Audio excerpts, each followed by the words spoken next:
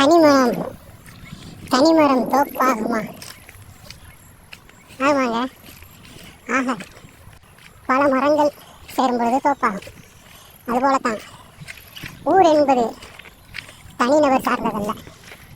ஒவ்வொரு தனிநபர்களும் சேரும் பொழுது, கூட்டமாகும் பொழுது, குழுவாகும் பொழுது அது ஊராக மாறுகிறது.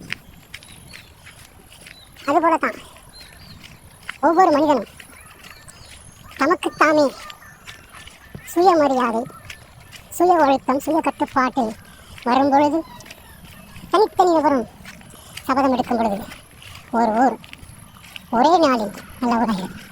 உதாரணமாக போய் பேச மாட்டேன் நான் என்று போய் பேச மாட்டேன். ஒவ்வொரு தனி மனிதனும் ஒவ்வொருவரும் கண்டனம் கட்டினால், மனதில் உறுதி கொண்டால், தனித்தனி நபர் போடும் பொழுது ஒரே நாளில் அந்த ஊர் பொய் பேசாத ஊராக மாறிவிடுகிறது. உபதேசிகள், உபதேசம் புரிபவர்கள், பிரசங்கம் புரிபவர்கள், இவர்கள் ஒற்றையாளாய் எத்தனை கத்தினாலும் கதறினாலும் திருந்தாது. அவர் கத்திக்கொண்டே செல்லட்டும் என்றுதான் ஒவ்வொரு மனிதரும் நினைப்பார்கள். சொல்லும் பொழுது தானே ஒரு கெட்டவனாக இருப்பான் மனுஷன், இவன் அடுத்தவனை பார்ப்பான்.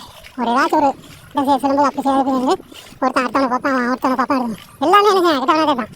ஆனால் இவன் அவனை பார்ப்பான், அவன் இவனை பார்ப்பான், அவன் அவனை கருத்து பண்ணுவான். இருக்கான். அப்போ என்ன செய்யணும்? ஒவ்வொரு மனிதர்களும் தனித்தனியாக யோசிக்க வேண்டும், மாற வேண்டும்.